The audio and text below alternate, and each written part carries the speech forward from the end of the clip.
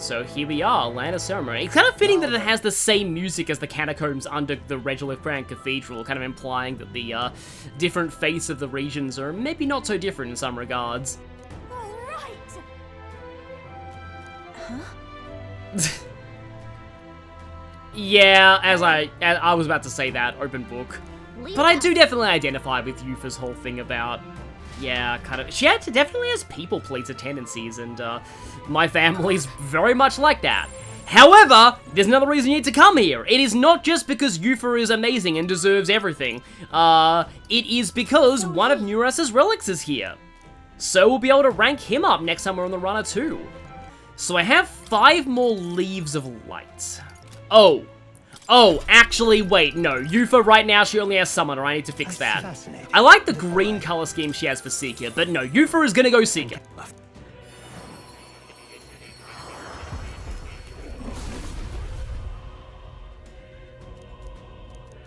I must. It's pretty generic, but it still works. Acquired a new ability. I have neglected Seeker so much that my best weapon for it is still the Golden F. Remind me to buy better Seeker weapons when I get back to town. Seems I've grown. But yeah, I'm gonna be spamming a bunch of these into Eupha because she really needs to get Seeker up, because she needs that. And you can't inherit Summoner skills, so she's kinda sunk in that regard. I'm gonna get Healer on her just for Hummer. Because there are a lot of light weaknesses in this dungeon. And I'm gonna go Merchant of Will for a bit, because there's gonna be a lot of enemies in here that are field killable. Alright, Land of Ceremony. Island at the end of an ocean, current flowing from Virga Island. The harsh sunlight gives it blazing temperatures year-round, except not now, because Denny has the power of Golduck. The creatures that have survived this harsh environment boast a strength that puts them at the apex of the island's ecosystems. Most Mystari know better than to approach the island without good reason. However, there is also a tradition of undergoing a trial there to test and prove one's courage. In the depths of the island lies a gravesite, but by all appearances it's been untouched for some time. Well, that sounds ominous. Oh yeah, by the way, Virga Island is no longer known as Village of Pagans, so if you want to keep, I love that, like, hourglass abacus there. If you want to keep a save file with the name Village of Pagans as a trophy, don't overwrite those, because it's always Et Ria from now on. So, here we go. Please take care. Welcome to the Land of Ceremony, where we indeed should take care. So this place is kind of more of a mausoleum-type dungeon than it is a, an island. Like, there actually aren't really any forest dungeons around the islands. It's really just, more man-made kind of dungeons. However, these aren't field killable. Okay. These are the stronger ones. The Spear Brute Malmortar. In fact, Brawlers are quite good for this. So, maybe... Oh, I guess I can try this out. Or I can't, because they're resistant to that. Coin can solve problems. Light. You hit their weakness. That's your opening. I get the sense summon Undead King's probably not a good idea here. I shall purify you. But you can still purify them.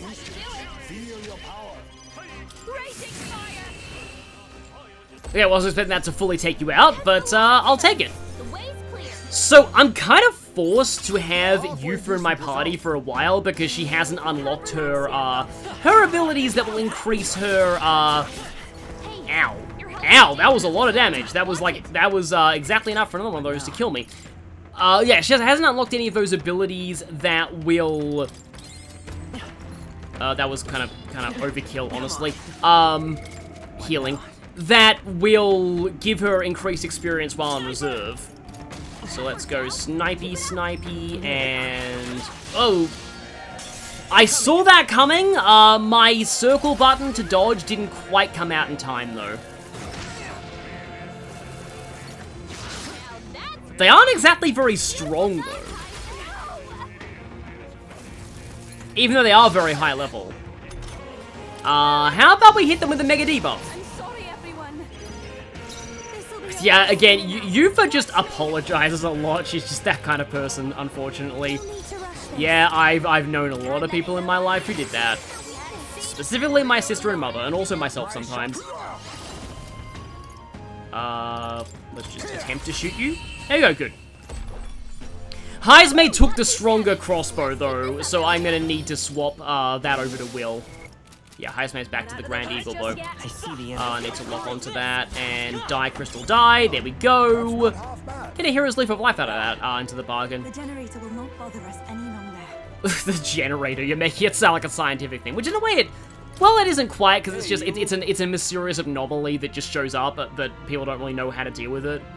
Maybe, I guess it's like naturally occurring radiation in a way.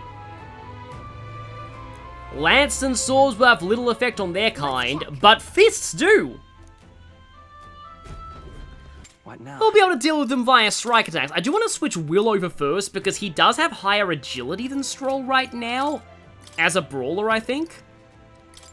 Yeah, 38. Oh, yeah, much higher agility. Pugilist. So, I want to make sure Will gets the multi-hit skills always hit multiple times, because he'll be going first with his, yeah, with that attack. So, let's proceed down here.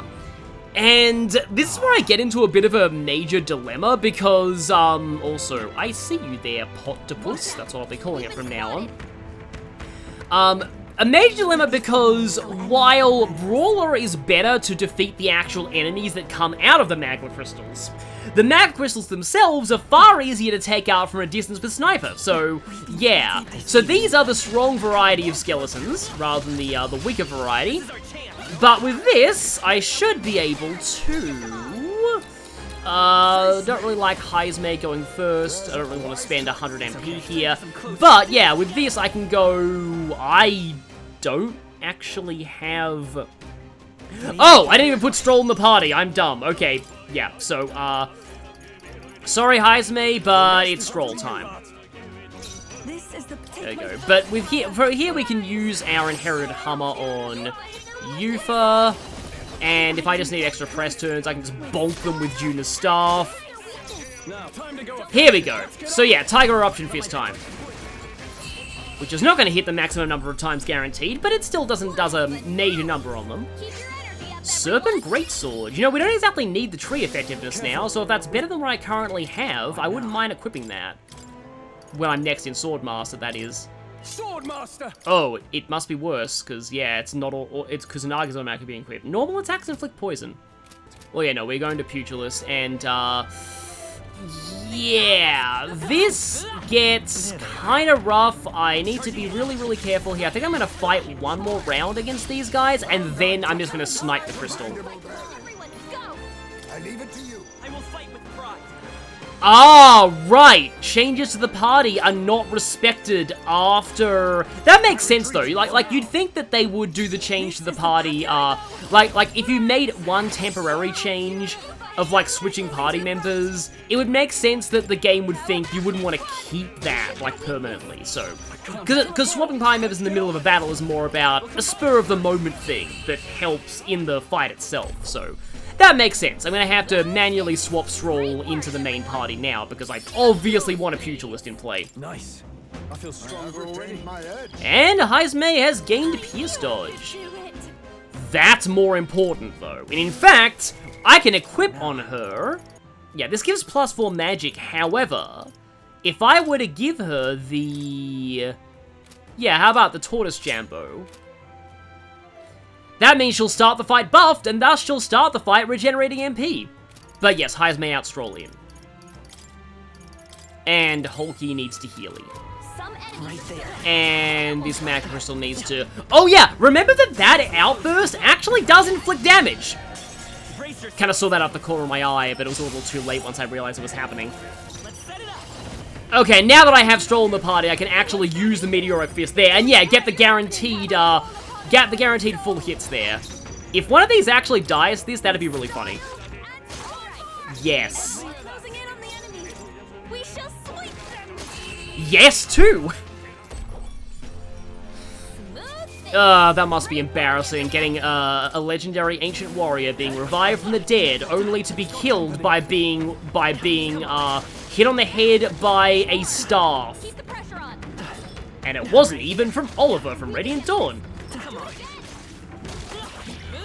Okay, there we go. That's the crystal dead. So let us continue onward a little. Yeah, most of the red dots here, you can be pretty confident they're going to be magma crystals. But this one right here, this one summons much weaker skeletons. So if you want, you could choose to... I noticed that in time. You could choose to go for merchant to farm some money. But I'm going to be using sniper here. And the reason is... It's interesting how there are both, like, magma crystals with weak skeletons and ones with strong skeletons.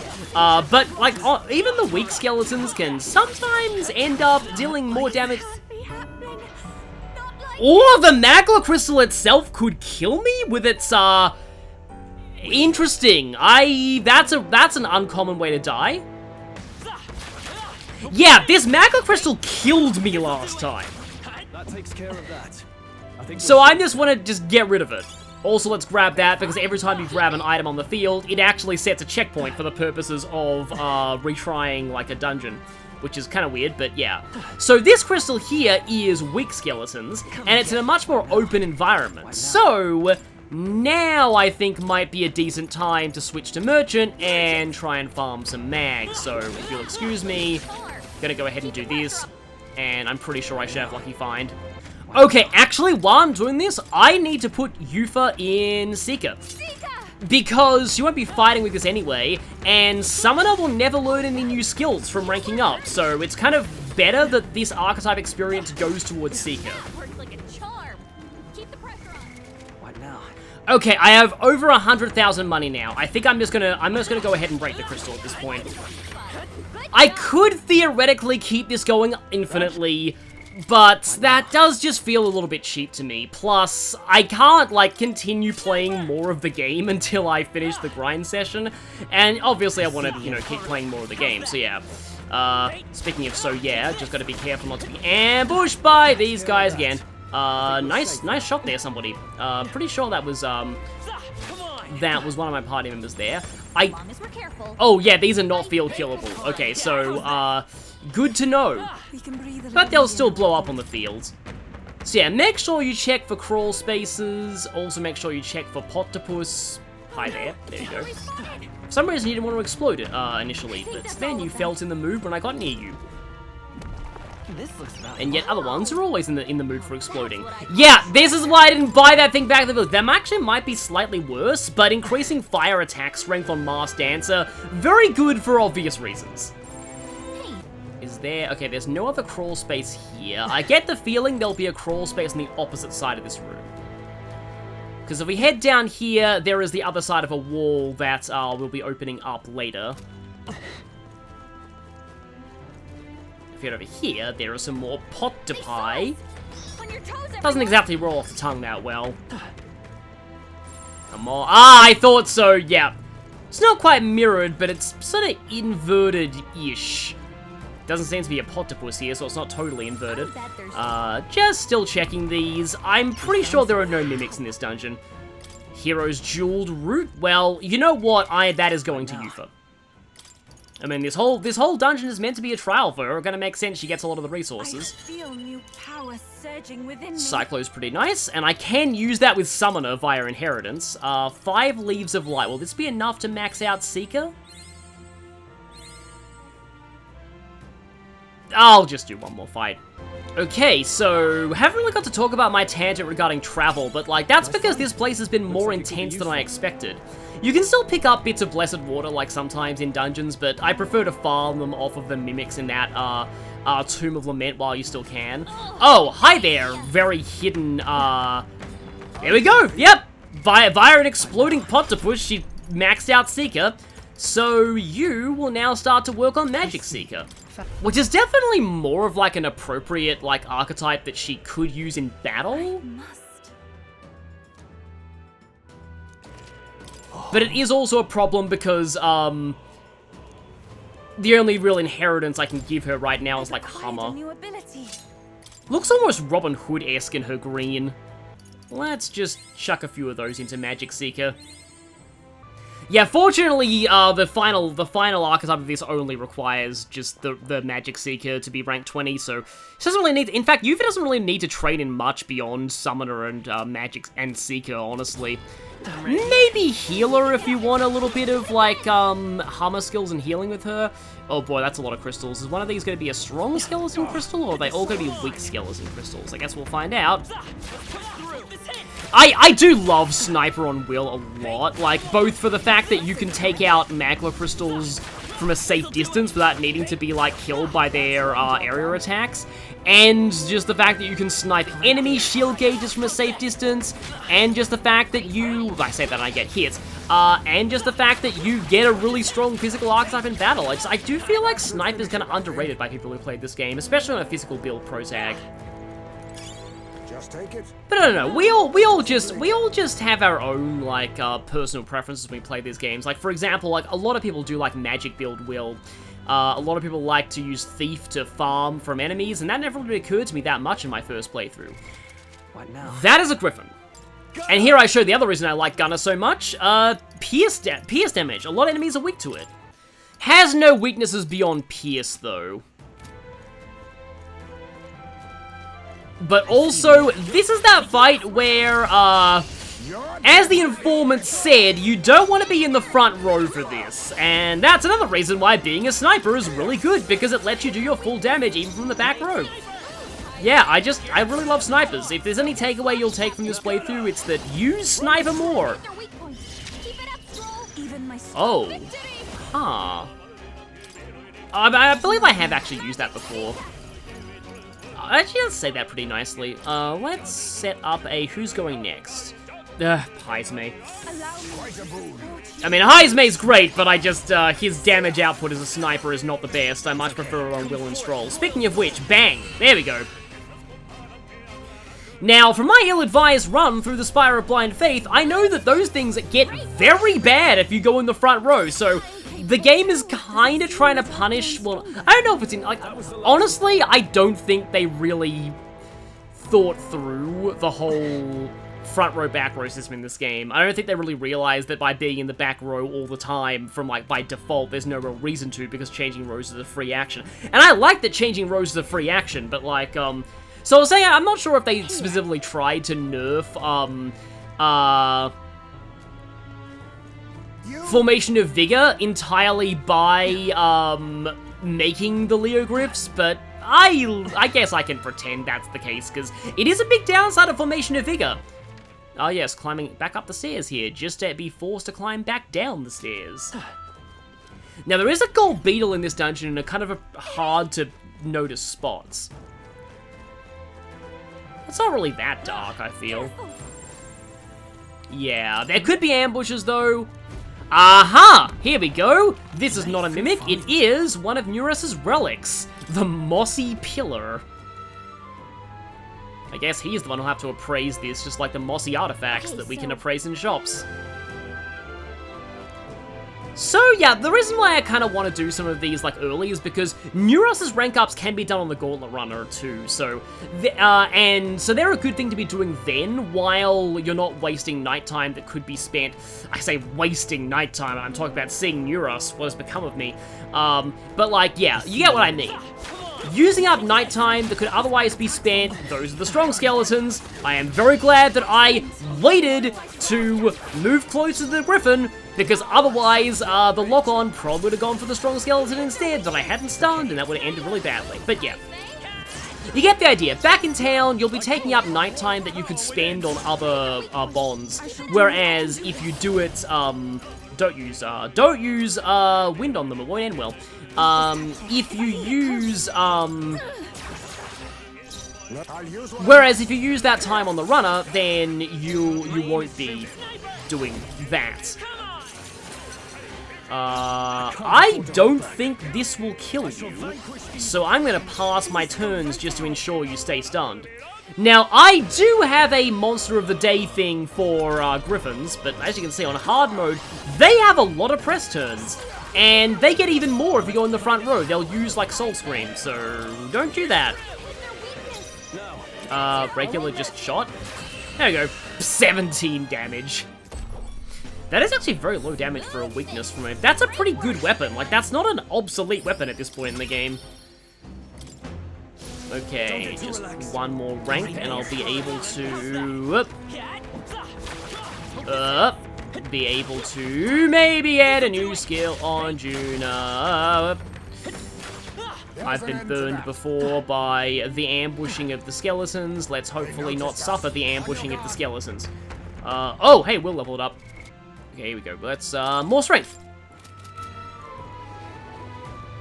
Oh, hi, Leo Griff. Hi there.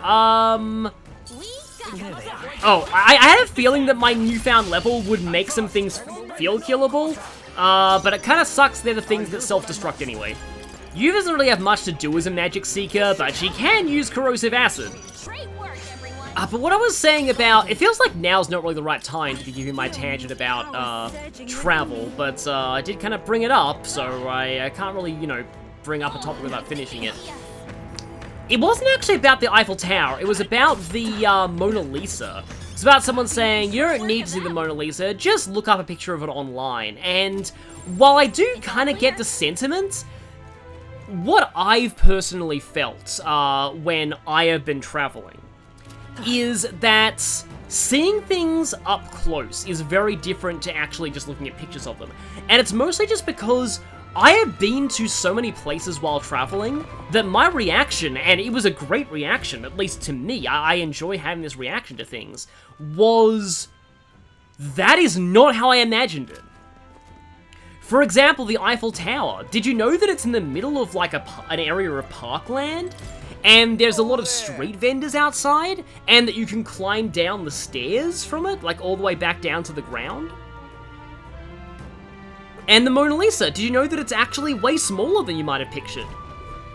And that it's covered in glass now because they don't let people walk right up to it because they could like sneeze on it or try and steal it. There's a lot of times when I've been out traveling and I've seen a place and I've been like, that was not how I expected it to be. And I've always just, that's something that I've always loved.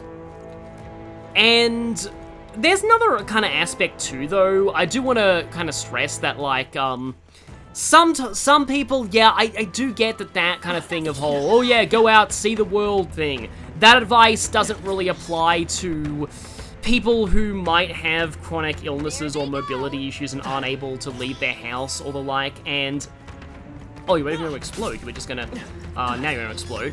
I can feel the power. And yes, I do definitely get that. Our enemies are aware of us. So, I hope that doesn't come across as insensitive to those people, but, there are video tours. I honestly encourage, if those people are okay with it, because sometimes people do feel a bit, like, I don't know, being reminded of all the places they can't see, there can be a bit of, like, internalized ableism. I'm speaking just from the fact that I've known people in my life who have, chronic illnesses and mobility issues, but if they're open to it, I would recommend just sending photos of places from your travels to them, or even doing video calls with them while you're on the road. I think a lot of people do appreciate that. Just try to share these places with people you care about.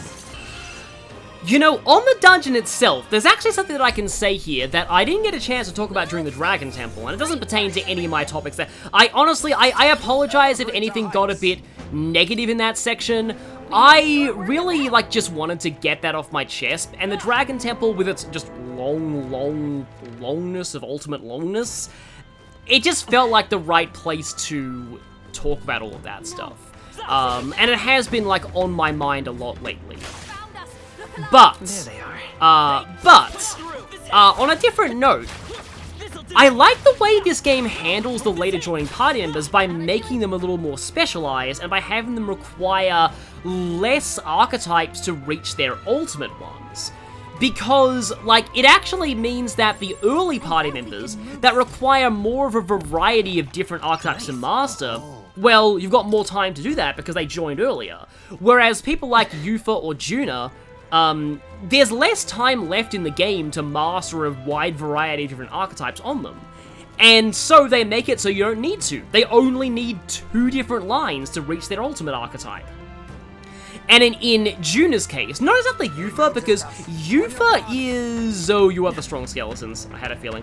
Eupha is definitely... She can definitely do physical combat. But Juna, on the other hand, like, not only do you not need to master a whole big variety of different archetypes on Juna if you want to go to Ultimate, but you don't even want to master those archetypes on her anyway, because, like, Juna is horrifically bad at anything that is not a magic class. So, really, anything beyond, like, the mage line, masked dancer, and maybe healer, you pretty much just don't even need to do it all on her. And I appreciate that aspect of the design. It means, like, again, you don't need to worry about the fact there's less time left in the game to master. Oh boy, that's 2 of those magma crystals. You can, like, leave them alone if you want to farm, but, I want to take them all out. Speaking of leave alone, you might notice earlier that I did not get distracted by my tangent there. I do intend to kill that Elementor eventually, but I ignored it for a very good reason. Oh boy, it's no longer stunned.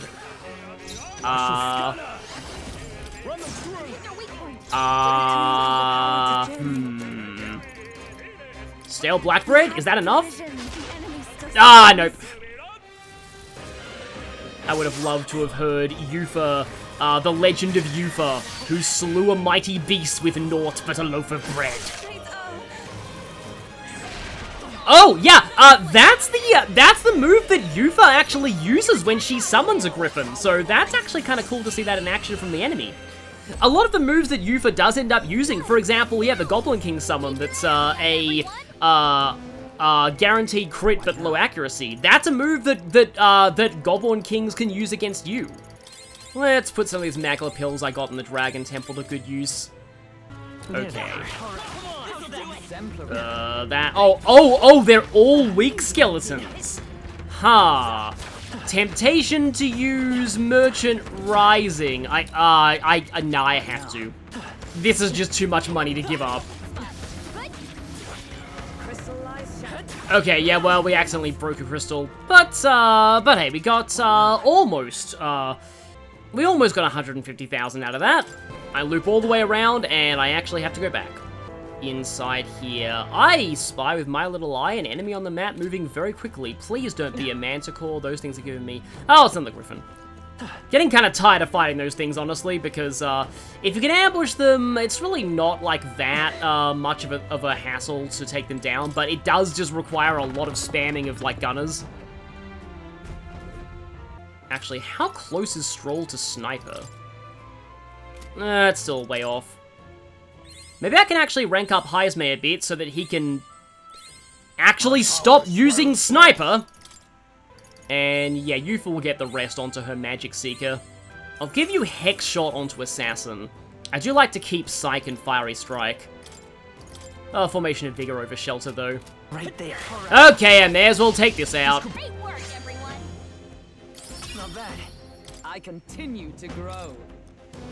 They're gone. The one I have barely used in this dungeon levels up. Okay, so back up to the top here. Yeah, this is a very, like, winding dungeon. I like, even though a lot of dungeons have, like, similar basic templates to them, that all of them are very different in their own ways. Hi there, focus on Stroll's legs. Now we're here. Yeah, it's like there's the first floor that's the one where, you just can't access most of it at the start. I almost feel like there could be a Zelda dungeon that's designed like this, where, like, you need to actually explore most of the other floors before you can explore the first one. So apparently there's some kind of monster here that mirrors people's anxieties. I wonder what it was that Adeni saw. Oh, these are the strong skeletons. I mean, I certainly know what I'm gonna see right now, and it's these skeletons right here. These exact skeletons. Well, maybe the Magma Crystals themselves, because one of them actually killed me last time. Yeah, here is a gold beetle.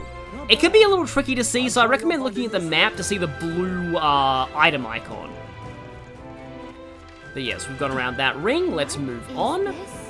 And we may as well take the save while we're here. And so now we can claim some prizes. These are the things that Adeni promised us. I do like how with most dungeons, there is kind of some kind of justification for you being able to keep the loot. Like here, Adeni just straight up said, hey, you can keep whatever loot you find.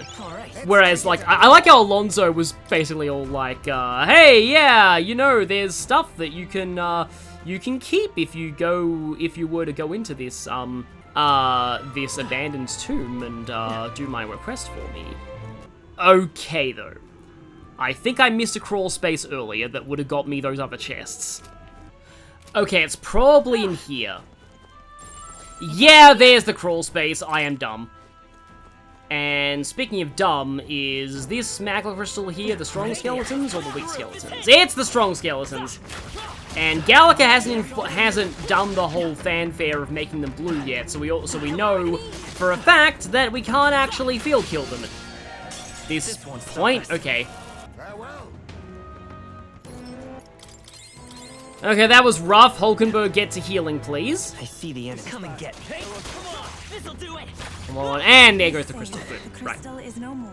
So that's no more, which means that we can... Oh, but I need another crawl space to get to that chest. Well, we can grab this one. Wow, good find. And there we go. So this should be the last chest. And it's a rare one. Can't believe it. Pure white helm can be purified. Good to know. So that's the whole dungeon explored. We haven't fought the Elementa yet, but don't worry, I have a plan for that. Speaking of plans, boss time. This boss is weak to fire and light, but fire in particular means that a Juna plus Eupha combo is going to work wonders here. Perhaps even Stroll inheriting Fiery Strike on Swordmaster. Although I could also go General Stroll for the Fire Bloom signal. I'll just need to make sure to inherit Formation of Vigor. Eupha back into Summoner. Oh, and she's currently equipping an accessory that does nothing. Let's change that. I'll take all stats plus 4. And you are gonna go Masked Dancer, because I have a fire boosting thing, and that will enable Summon Dragon God as well. I think we'll just keep working on Sniper. Honestly, I'm totally fine with my MP as it is. This is the place. So it is time for the trial to begin.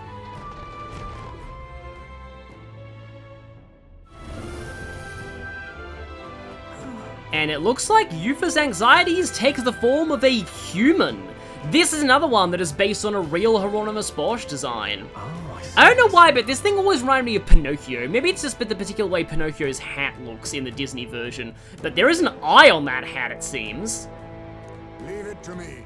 It also kind of looks like a butt with that slash in its like face with a thing stabbed into it. So I kind of sometimes like to call this thing the literal butt face. Everyone. But yes, if we pull our Of talents, course. there is nothing we cannot accomplish. Yeah, that eye there is kind of creepy. But yeah, you are forced to use Eupha, but we're going to go Juna and Stroll. Let's move. This is the last of the trials. Let's give this all we've got. Homo Pento is also, yeah, both of its legs end in a single boot. It's a very strange design. But yeah, it was a genius using Hieronymus Bosch monsters as monster designs for an RPG. Seriously. Props to Atlas for thinking to do that. So, it's weak to fire, but also light, but fire is obviously going to be the main way we'll be dealing with this. It actually has a pretty wide variety of moves. It can buff its own attack by 3 stages. It can use a wind attack that negates resistances, or rather ignores resistances, and it can inflict curse on you. So, let's begin with a corrosive acid. And now, you're gonna go for the Infernal Vortex, which should be dealing some good damage with the Fire Booster. And now, Eupha, unleash the power of the Dragon God! I shall fight as the So leader I am. now it's kind of about time that we notice a certain thing about, So now you might be noticing what I like to describe, what I was talking about when it came to Eupha in her bio. And that is that even though her raw magic stat is not as high as Juna's, her summon skills are more powerful, and Juna has access to better support skills. So ultimately, by later in the game, I actually find Eupha is a better attacker and Juna is a better supporter, despite their stats not really indicating it. But yeah, we now have the Summon Knight Skeleto. They're pretty tough. This thing will give you absolute hell in the Spire of Blind Faith, but it can use Tetracard. It can also, increase attack and defense by 2 ranks on 1 ally, so dealing with them is kind of important. However, we can also decide to just Dragon God them in the face. Eupha hit their weak. It'd be really dangerous if the Summon Knight was immune to fire, but no it's not, so we can kind of freely go to town here.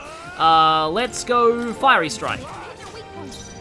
And let's go, the Summon Knight is weak to Light and Strike, but it resists Pierce, so maybe that's not the best idea, but Will can at least shoot the Homo Penta. And you go Infernal Vortex. That's probably dead. Yeah, it's dead. Okay.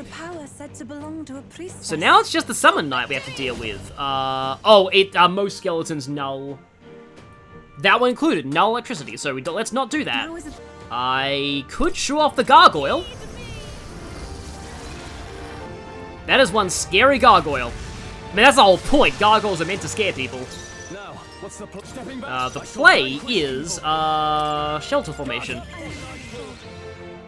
It's okay. And then the Hex Shot, I guess. Yeah, still decent damage even with the resistance. Rising Slash, I don't care. And, okay. You know what? Just for lols, let's finish this in style. Great job, Juna. Fire Weakness inflicted. And I was about to say eat Dragon God, but that sounds a bit disturbing. Okay. Feel the wrath of the Dragon God. I'm not even going to skip the animation. Yeah, that's satisfying. We get even more talismans for making more summons. No new skills, though. But more importantly... I wonder if what you got earlier could serve as that proof of victory you want. I mean, I'm not seeing anything else you could use.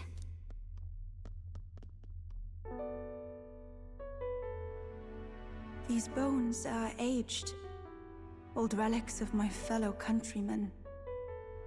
I wonder how many have fallen here.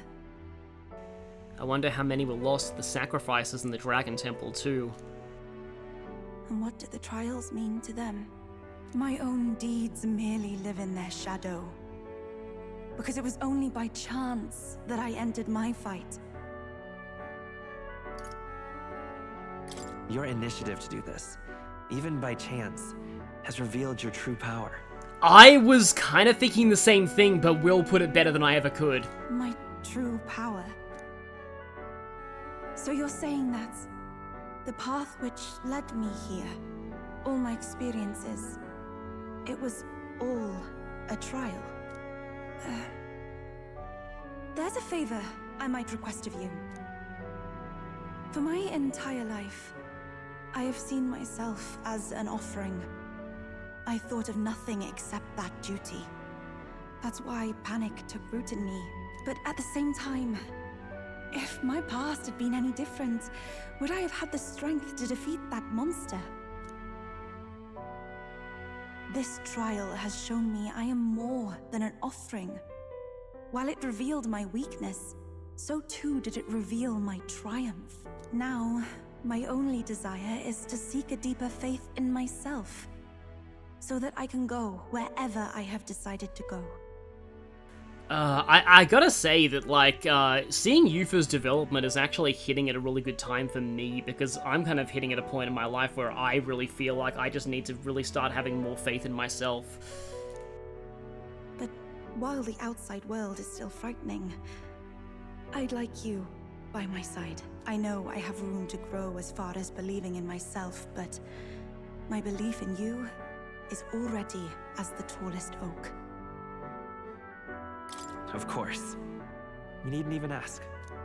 How happy you make me. Finally, I understand. This power which burns within me. That is the proof of victory I truly needed. Only I can know what I might bring to bear. That must be what my brother wanted me to learn. I've made my decision.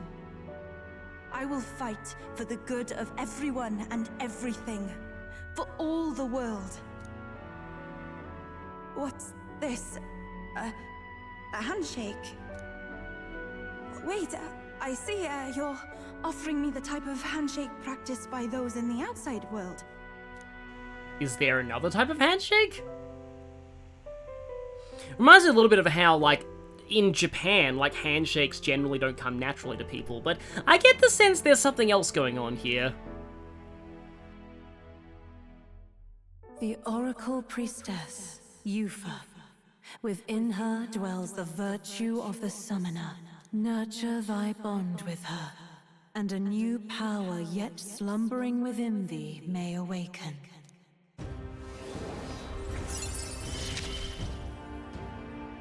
My heart is aflutter. It hurts me to see that rank at only 1. So we now have Eupha's Bond. Eupha's Bond unlocks the Summoner archetype for free access, though it's a hard one to recommend on anyone besides her.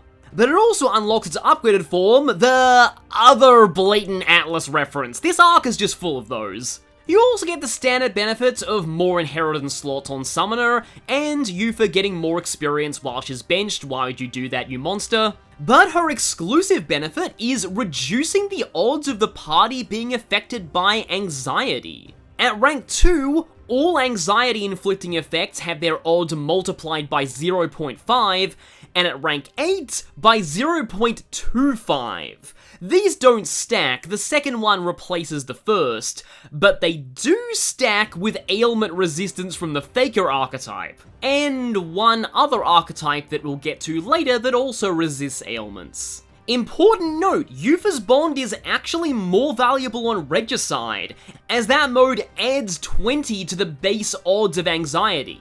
Her ranks themselves take place during the day. You'll need Eloquence 4 at rank 6, and Wisdom 5 plus a quest with a level 65 boss at rank 7. Eupha's Bond quest takes place at the same dungeon as another important late game quest, so I'd recommend holding off until you have both of them, so you can take care of them in one visit. And with that, there's only one more archetype we have left to reveal. Is something wrong? Oh, sorry. It's nothing of import. It's just that, for the Mustari, handshakes mean 2 different things. One meaning is simply trust, which you offer now, and the other meaning is... well... it matters not. Please don't let it worry you. My sincerest appreciation. Yeah, I guess it means sincerest appreciation, if you know what I mean. Now then, I thank you greatly, and may I suggest we turn toward home? Very well. Let's return to the entrance. Like, one thing that I also notice is Will is more emotive in his voice-acted response to Eupha than I feel he is to many of the other Bonds, which I think says something. I feel like she's also kind of probably the only Bond that's closer to him in age, too, as far as everyone goes. So now that we've beaten the boss, there's really no reason to worry about my MP consumption anymore. Which is why... Merchant Mask. Debt Collection. With this wall down, we've got easier access to where the Elementa is. So, provided that you don't kill an Elementa, it will always respawn. I see the enemy. It will only stop respawning after you've killed it. But, The next one's yours. if we get into a fight here, Debt Collection. this work a little better if I actually put Heisme in the party. Deck collection. Magma potion. Deck collection. Magma potion. Deck collection. Brace yourselves! Brace yourself for it running away! But that still counts as an unscathed triumph, which means that the mag gets multiplied into that.